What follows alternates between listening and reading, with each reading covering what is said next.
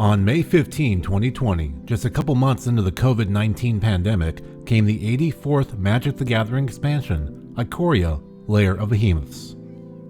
Typically just referred to as Ikoria, the set brought 274 cards, 387 if you include variants, to the collectible card game, as well as a new plane for players to experience. Inspired by monster movie tropes, it's a set that reminds players that there is always a larger monster of one sort or another around the corner. This idea came from something we had planned for like 2 years later, and Monster Island was our shorthand for it. As for what that entails, let's first check out the set's story summary, based largely upon the ebook Sundered Bond by Django Wexler.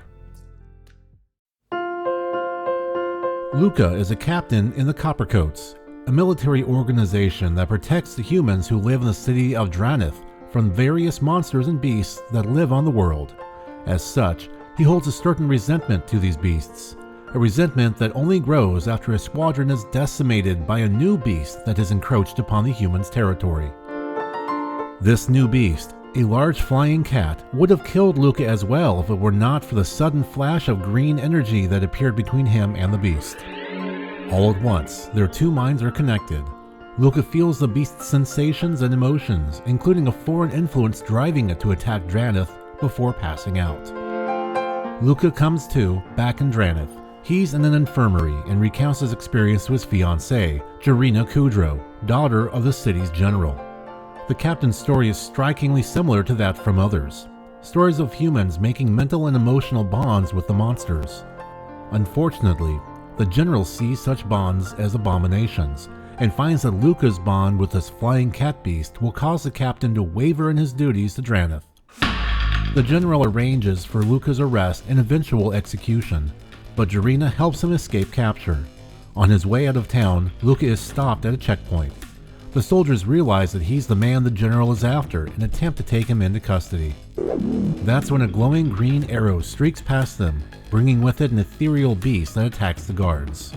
Vivian Reed, a planeswalker, appears and rescues the disgraced captain.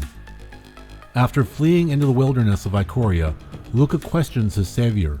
Vivian tells him that she's been tracking him ever since his experience with the cat beast. Luca says he believes that if he can track down and slay the cat beast, that he'll be reaccepted into Dranith society, and now thinks that Vivian can be the tracker he needs in order to locate it. Vivian, being a foreigner, is curious about the plane and how the monsters there seem to be able to mutate and bond with one another.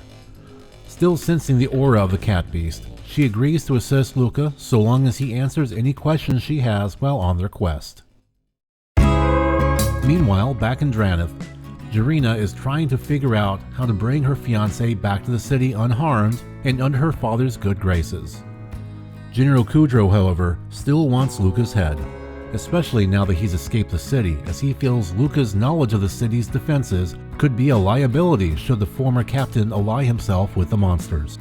To prevent this, the general conscripts a crew of monster hunters and bounty hunters to capture Luca and return him to the city, ironically assigning Jarina to lead the team. Days later, Luca and Vivian are closing in on the cat beast. As night falls, Vivian senses a dark presence among the trees surrounding them. Luca charges into the thicket. A moment later, dozens of eyes emerge as a nightmare creature emerges from the shadows. Vivian tries to dispatch the beast, but it is too quick for her. The nightmare monster immobilizes the planeswalker, then prepares to strike against Luca. Then, unexpectedly, something uncoiled in Luca's mind. A set of sensations that were not his own. His wings tucked back against his sides as he dove. The wild wind whipping through his fur. The cat beast, linked with Luca, senses his bond's danger and attacks the nightmare beast, tearing into it as it rescues the disgraced captain. After the encounter, Luca tells Vivian all about his link with the cat beast and how it's like they share the same thoughts, and how he can tell there's an external influence in the beast's mind that seems to be coming from a crystal structure known as the Ozolith that seems to be driving the beasts to attack the human city. That connection with the crystal, however, seems to have been severed, though the question of why and who remains. Before they can explore those questions, though, they're ambushed by savage hunters. Luca is stunned to find his fiancée leading them. As things get ugly, Vivian protects Luca, as the pair mount the cat beast and fly off to safety. The encounter with his would-be killers make Luca realize that merely slaying the cat beast would not allow him to re-enter Drannith society. He then thinks that if he can use his connection to control Ikorian monsters and use them in defense of Drannith, then perhaps General Kudro would see his value and allow him to return. Now, Luca resolves to locate this ozolith and decipher its secrets. Vivian, curious about the crystalline structure as well, continues to accompany the disgraced captain.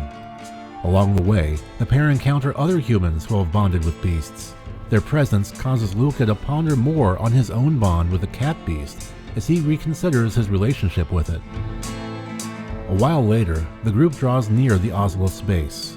The crystal, as if sensing their presence, unleashes a cohort of nightmare beasts in defense. As Vivian and their newfound bonder allies distract the beasts, Luca and the cat beast fly directly towards the crystal monument. As they approach, he hears the constant drum of the mysterious voice throttle his mind. It only grows louder as he grows nearer to it, cascading to a crescendo as he touches the stone. A connection made, he communicates with the voice within the crystal. The voice, now speaking as a friend rather than a dominating force, confesses that it is the reason for the changes in Ikoria's monsters, but it hides both its motives and its identity. Meanwhile, outside of the crystal, the battle between Vivian and the Bonders against the nightmare creatures devolves into chaos as Jarina and her bounty hunters arrive on scene via skyship. The voice within the ozolith, realizing the turn of the battle outside, tells Luca that if he wants to save Jarina, he needs to allow him into his mind, which would allow the disgraced captain to take control of the monsters. Luca submits. The result is a wave of energy coming from the ozolith that grants Luca control over the beasts in the fray. He commands them to destroy the skyship and bring Jarina to him. Luca's cat beast, free of the ozolith's influence, swoops in and saves Jarina, having realized that Luca is now a slave to the ozolith's power, just as it once was. Vivian and the Bonders realize too late what Luca had done. The captain, drunk with newfound power, tells them that he'll enslave Ikoria's beasts and use them to defend Drannith once he gets back home. The Bonders, though, knowing the bond is not one of master and slave, but rather mutual kinship, disagree with the captain's plans. Luca, driven by the voice in his head, attempts to domineer the Bonders' monsters. The link between the humans and their bonded monsters is too strong for Luca to break, however, and the Bonders flee. Meanwhile, Jarina and the cat beast arrive back in Drannith. Rumors quickly spread that Jarina had sided with the monsters, and that she is as much a traitor as is Luca. Looking to save face, the general has the cat beast imprisoned, and orders his daughter to execute it as a show of loyalty to the city.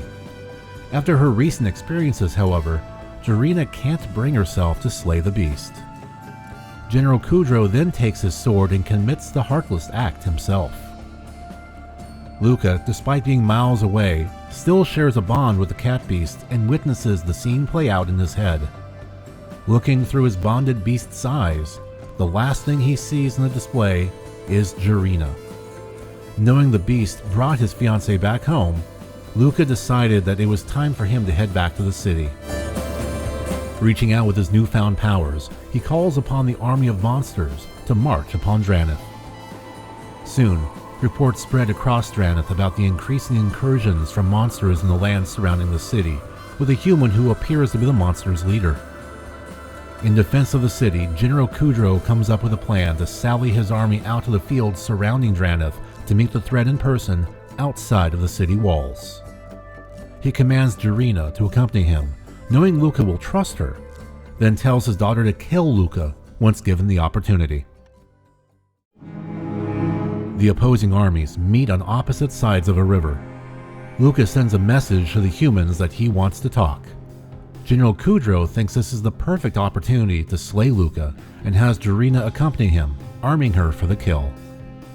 During the meeting, Luca tries to end the conflict through a conversation by explaining to the general that an army of monsters protecting Drannith would prevent future loss of human life, such as those lost from his old unit. The general, however, is stubborn and won't go against his ways for any sort of new thinking. Luca is reminded that Draneth is full of old, stubborn men, and if he wants to return to the city, he'll need to take it by force. As the conversation grows more and more intense, Jarina steps in close to her fiancé and appeals to his better side. She comes clean about her father's intentions against him. What the general doesn't know, though, is that Luca had already set up a trap of his own against him. Without warning, nightmarish monsters burrow out from the ground below and slay the general's bodyguards. On the other side of the river, human ballistae are ambushed and demolished by other beasts under Luca's control. In the chaos, Luca takes Jarina's sword and runs towards the general, sliding the blade through the general's ribs, murdering him. After all, if things are ever to change in Draneth, the old ways must first be destroyed. Shocked, Jarina strikes out against Luca, grazing him before fleeing. With her father now dead and her lover seemingly gone mad, the defense of Draneth is her responsibility to bear. She calls out to Vivian Reed and the Bonders out in the wilds to defend the city against Luca and his army of nightmarish beasts. Soon, Luca and his army of dominated monsters are at the city gates. The battle erupts as losses mount on both sides. Jarina's plan in action, with Vivian and the Bonders providing assistance. She uses herself as bait to separate Luca from his monsters, so he can be confronted in person. In conversation with her fiancé, she realizes the depth of his insanity, as he claims desire to demolish Draneth, to build a new one over its ashes. He surrounds her with monsters and demands her surrender. On Jarina's orders, though, gates are opened and a herd of monsters and their bonders, led by Vivian, spearhead an attack against Luca's beasts. The tables suddenly terribly turned against Luca. The disgraced captain reaches out for aid from the Ozolith. The voice tells Luca that he's drawing far too much energy and is straining the crystal. But the mad captain doesn't listen. Instead, he draws even more power from it as a move of desperation. The stress causes the crystal to shatter into a cyclone of intense red mana. Luca's bond with the crystal broken and his mind frayed, something breaks within him and ignites something inside of him as he transcends into becoming a planeswalker. Then he seems to fade from existence, ending the battle at Draneth. In the aftermath, Jarina and the human survivors set about rebuilding their home. The city loosens their rules about monsters as a means to barter goodwill between monster and man. While a brighter future seems possible for Ikoria, Vivian doesn't stick around to see how things play out. Intent on figuring out who was responsible for the Ozolith, she planeswalks away. As for Luca, he awakens in a bog on some unknown plane. Surrounded by canine beasts, he mentally reaches out to them and finds that he still holds power granted to him by the Ozolith. At least, part of that power at any rate. "Soon," says Luca, "I'll return home." And that does it for Ikoria's story, but there's still more to talk about in terms of the set itself. With vision design headed up by Mark Rosewater and set design by David Humphreys, Ikoria Lair of Behemoths added another 274 cards of Magic the Gathering, including reprints. If you add in all the different card variants, that number balloons to 387 cards. It was released in traditional draft boosters, collector boosters, mono-colored theme boosters, a bundle, and 5 set-themed commander decks. In addition, Wizards of the Coast teamed up with Japan's Toho Corporation to incorporate Godzilla and other of Toho's iconic monsters in reskinned cards as well as Godzilla-themed basic lands. Ikoria Lair of Behemoths introduced a number of new things to the game of Magic, including the keyword ability Mutate, which essentially lets you combine creatures together. For Ikoria, really what we said is we wanted to be about evolution and mutation. We wanted to be about you getting to make monsters, but that you get to adapt and change the monsters. In some ways, it is one of the more out there mechanics that we've done. It definitely pushes boundaries in a weird way, but it's fun, and like I said, it inherently does a neat thing. Another new thing that came with Ikoria is Companion. Companion is a deck building rule that lets you essentially extend your deck to your sideboard by one card by having a companion creature that you have access to.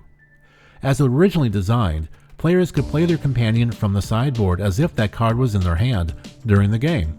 That proved troublesome, however, as Rosewater explains. Companions came from the idea of, okay, here is a creature that you have access to. Okay, what hoop do you have to jump through? And the hoop idea was your deck construction unto itself. There was a lot of challenges of making Companion. Obviously, as mistakes go, I mean, it's not often we make a mechanic and we have to, after the mechanic is printed, change how the mechanic works. In fact, while we've done that occasionally for some, rule fixing things, this is the only time for power level we've ever done that. So, obviously, it was a big mistake. Ikoria also introduced keyword counters to sanction Magic play. These counters allow players to essentially customize their creatures in play.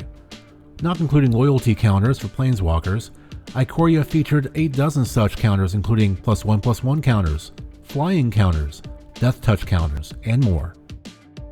In terms of cycles, Ikoria has a whopping 22. While we're not going to list all of them in this video, a few of the ones that stand out include Mythos, which are 5 rare monocolored spells that get better if cast using enemy colors, such as the card Mythos of Snapdex, becoming improved if its caster spends red and black mana in addition to the default white mana to cast it. Legendary humans at mythic rarity, each of which being a key character from the Ikoria story. Ultimatums, which are wedge-colored sorceries at rare that completes the mega cycle that was introduced years prior in Shards of Alara. Crystals at uncommon, which act as mana rocks for each of the set's wedge combinations and can also be cycled away for 2 generic mana. And triomes, which are rare tricolored tap lands that have basic land types and can also be cycled away for 3 generic mana. There are also companions for each of the game's 10 two-color pairs, such as the cards Urian, Sky Nomad for white-blue, Obosh, the Prey Piercer for black-red, and Karuga, the Macro Sage at green-blue, for example. In terms of single cards of note, there are a handful worth mentioning. This includes Jegantha the Wellspring, an easy-to-build-around commander that wound up limiting diversity in Modern. Because of that, it was banned from the format in December 2024. Lutri the Spellchaser, which was banned for Commander the day it was unveiled before the set was even released, as it would have granted an unfair advantage to decks containing both blue and red. Its status was revisited in February 2026 and was given a special legality class of Banned as Companion, though its inclusion within one's Commander deck itself is now allowed. Luris of the Dream Den, a recursion companion card that proved to be rather strong in Legacy and Vintage. While still disallowed for Legacy play, it's since been unbanned in Vintage. The card was also dominant in Modern and Pioneer for several years until it was banned in those formats in March of 2022. Winona, Joiner of Forces, which works well with the human creature type, specifically with the card Agent of Treachery, which players would cheat out and steal their opponent's creatures. The card became so prevalent and problematic that it became banned in Pioneer in June of 2022. Yorion Sky Nomad, which is made for a common variant of the Legacy deck Death and Taxes, thanks to its ability to flicker cards out and back into play, adding extra value for the enters the battlefield abilities. The card got the ban treatment in Modern in October of 2022. Zedra the Dawnwaker, yet another companion card that has been banned. Thanks to its interaction allowing for infinite mana with the card Grim Monolith, it's not allowed to be played in Legacy. The game also has a number of cards that were a direct homage to a number of specific tropes, IPs, and cards from Magic's unsets, such as Flame Spill, which is almost exactly a functional reprint of the unstable card Super Duper Death Ray. Holga the Titan Ape, which is inspired by King Kong. The Ozolith, which was inspired by the unglued card Giant Fan. And Shark Typhoon, which is a reference to the popular Sharknado B-movies. Plus, we'd be remiss if we didn't address the card Space Godzilla Death Corona, as it had the unfortunate and unintentional naming tie-in to the coronavirus pandemic that occurred after the card's creation. The card, which was a reskinned version of the card Void Beckoner, was never printed in future print runs of the set, and, digitally, was renamed to Space Godzilla Void Invader on MTG Arena. As far as promotional cards go, pre-release participants got the customary date-stamped foil rare or mythic rare in their kits. Those who purchased a booster box of Ikoria were given a box topper pack that included one of more than a dozen different Godzilla-themed reskinned cards. Beyond that, a buy a box promo card was also handed out, Zilortha, Strength Incarnate, as well as a second buy a box promo card, Mechagodzilla, which is a reskinned hangerback walker. As for how Ikoria, Lair of Behemoths was ultimately received, here again is Mark Rosewater with his thoughts. I'm very proud of Ikoria. I think it did a lot of neat things. It was a very innovative product, if anyway, maybe a little too innovative. But it was, I'm very proud of the stuff we did. And then we learned a lot from it. And I think the sign of any good set is not only that it makes it a good set, but that it shapes the sets after it and helps make those better sets, which I do think Ikoria did. So is Ikoria, Lair of Behemoths amongst your favorite Magic the Gathering sets? Let us know your thoughts in the comments section. Also, please remember to click on those like and subscribe buttons and pop a buck in our Patreon tip jar to support more videos like this one. Thank you for your support, and thank you for watching.